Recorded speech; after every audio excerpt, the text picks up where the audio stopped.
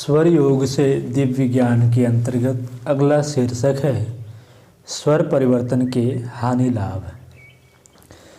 किस समय कौन सा स्वर चलना चाहिए, इसकी जो मर्यादाएं बांधी गई हैं वे सूर्य चंद्र के चाल के अनुसार शरीर के ऊपर जो प्रभाव पड़ता है उसके आधार पर हैं। नियत समय पर नियत स्वर का चलना आरोग्यता का सूचक है। जब इनमें गड़बड़ी होती है तो इससे विभिन्न प्रकार की हानियां हो सकती है, जिनका कुछ उल्लेख किया जा रहा है। केवल पक्ष की तिथियों में ही सूर्य चंद्र द्वारा यह स्वर परिवर्तन नहीं होता, वरन अन्य ग्रहों का भी प्रभाव उन पर अपना असर डालता है।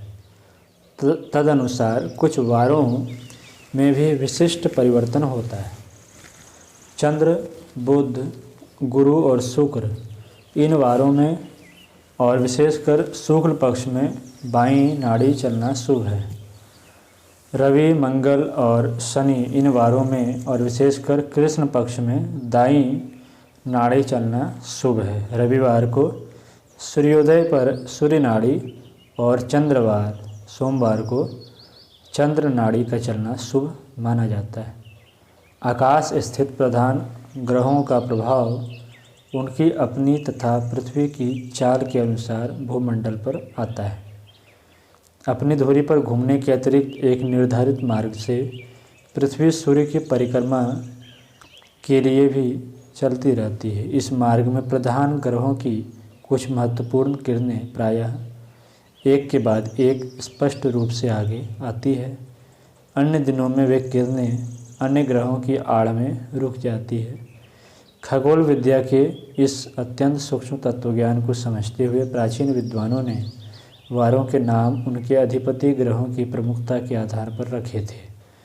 सूर्य और चंद्र नाड़ियों पर शुक्ल पक्ष एवं कृष्ण पक्ष की ऋण, धन, विद्युत एवं वारों के अधिपति ग्रहों का जो प्रभाव स्वर पर होता है वह प्रातःकाल देखा जा सकता है।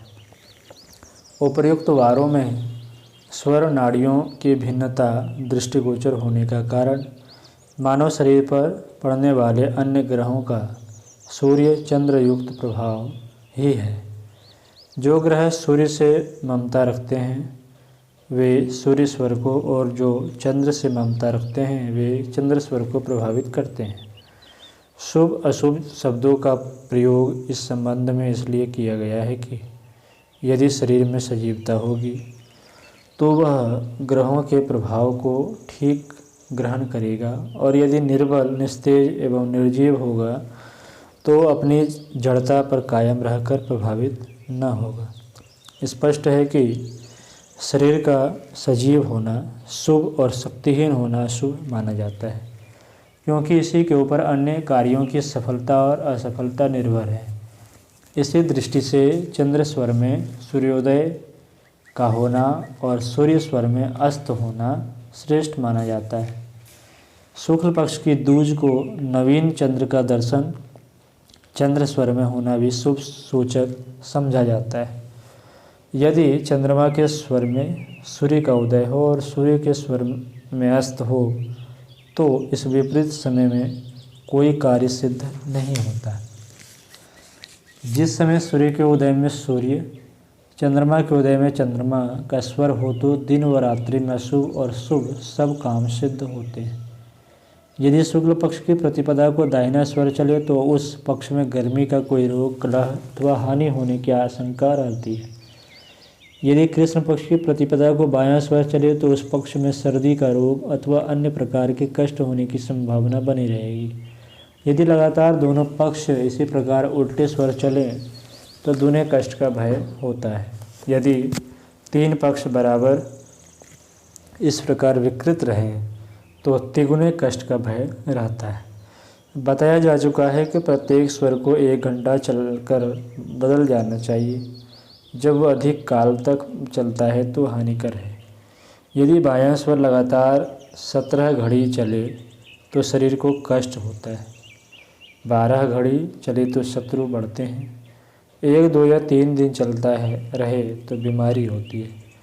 5 दिन चलने पर उद्योग और 1 साल चलने पर धन का नाश होता है। कभी कभी अधिक समय तक स्वर चलने पर उसके अंतर्गत कुछ ऐसी आंतरिक प्रतिक्रियाएं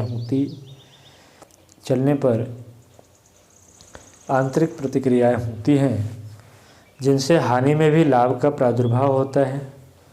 जैसे यदि वाम स्वर लगातार 4 घड़ी चले तो किसी अचिंत्य वस्तु की प्राप्ति, 8 घड़ी चले तो सुख, 14 घड़ी चले तो प्रेम मैत्री आदि की प्राप्ति, एक दिन रात्रि चले तो ऐश्वर्य वैभव आदि की उपलब्धि, 4, 8, 12 या 20 दिन रात्रि दिन चंद्र स्वर चलता रहे तो बड़ी आयु तथा ऐश्वर्य की प्राप्ति होती है। यदि दक्षिण स्वर लगातार 4 घड़ी चलता रहे तो वस्तु हानि, 21 घड़ी चलता रहे तो मित्र का विछोह और एक दिन रात चलता रहे तो आयु क्षीण होती है। चंद्र स्वर शीतल होने के कारण उसके अधिक समय चलने पर बीच बीच में कुछ लाभदायक क्षण भी आ जाते हैं, किंतु सूर्य स्वर में ऐसी बात नहीं है। बढ़ी हुई उष्णता से जीवन रस सूखेंगे ही और अहित ही होगा। ऊपर कुछ घड़ियों तक सूर्य स्वर चलने को अनिष्ट फल बताया गया है। यदि ये घड़ियाँ बढ़ने लगे तो प्रभाव और भी अनिष्टकर होता है और शरीर को इतनी क्षति पहुँचती है कि मृत्यु काल निकट आ जाता है। लिखा है कि यदि 8 पहर तक दक्षिण स्वर चलता रहे तो 3 वर्ष बाद, 16 प्रहर चले तो 2 वर्ष बाद और 3 दिन रात चले तो 1 वर्ष बाद मृत्यु समझनी चाहिए। दिन रात यही स्वर चलता रहे तो 3 मास में मृत्यु हो जाती है। यहाँ मृत्यु के सिलसिले में कुछ अन्य बातें भी पाठकों को बता देना आवश्यक प्रतीत होता है।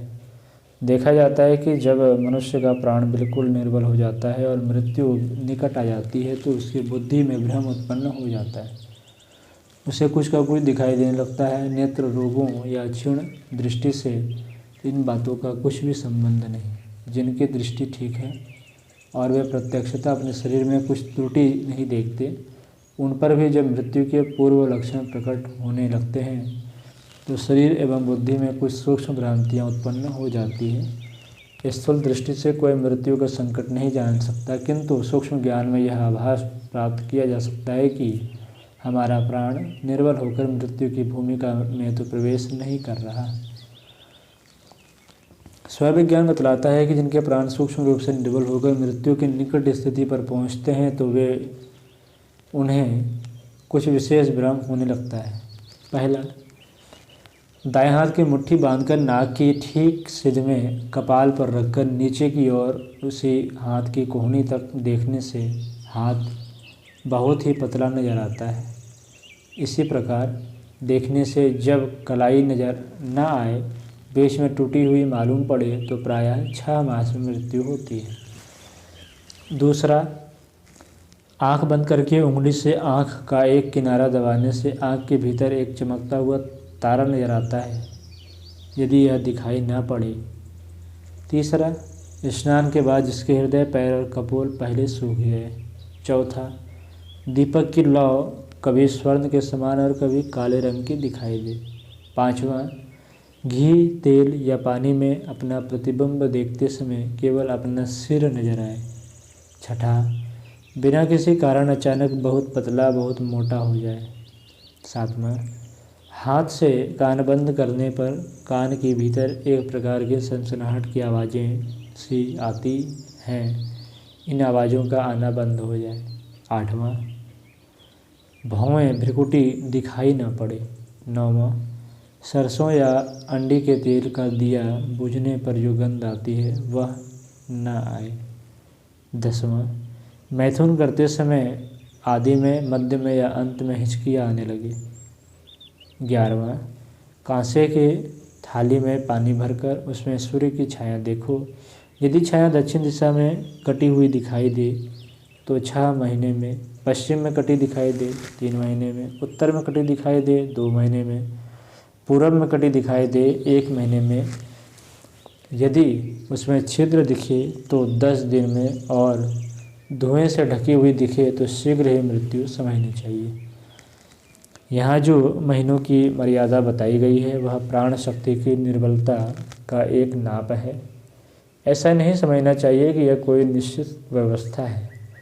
ज्वर में थर्मामीटर का पारा नियत नंबर से ऊंचा चला जाए तो मृत्यु सूचक है, परंतु हजारों रोगी उससे भी अधिक उग्र ज्वर से प्रयत्नपूर्वक बचा लिए जाते हैं।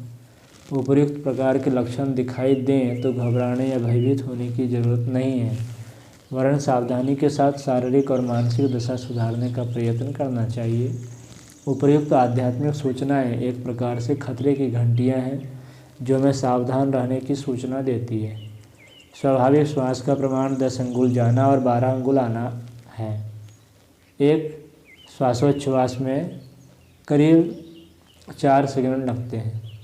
दीर्घ जीवन तथा अन्य प्रकार की सिद्धियां प्राप्त करने के इच्छुक को श्वास खींचने की मात्रा में वृद्धि करनी चाहिए, अन्यथा निकलने की संख्या से तो कुछ अधिक रखने का अभ्यास अवश्य करना चाहिए, जिससे आमदनी में खर्च घट जाए और कुछ पूंजी जमा होने लगे। 4 सेकंड समय में एक श्वास लेने के समय में भी कुछ वृद्धि करना हितकर है। श्वास छोड़ने के 12 अंगुल परिमाण को जितना ही घटाया जाए उतना ही लाभ है। क्रमशः घटाने का फल इस प्रकार कहा गया है। 12 अंगुल से 1 अंगुल घटाकर 11 अंगुल कर लेने पर प्राण स्थिर हो जाता है। 2 अंगुल घटाकर 10 अंगुल कर लेने पर महाआनंद प्राप्त होता है। 9 अंगुल कर लेने पर कवित्व शक्ति जागृत होती है। 8 अंगुल पर वाक सिद्धि होती है। 7 अंगुल पर दूरदृष्टि प्राप्त होती है। 6 अंगुल पर आकाश में उड़ सकता है।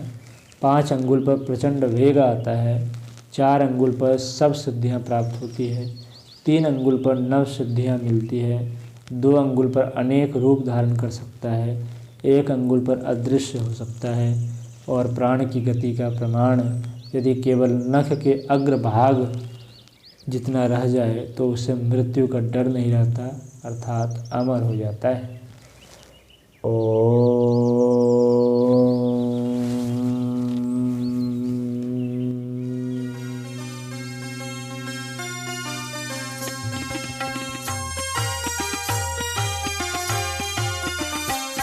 चलो गुरुदेव के सपने सजाने की शपथ ले लें। चलो गुरुदेव के सपने सजाने की शपथ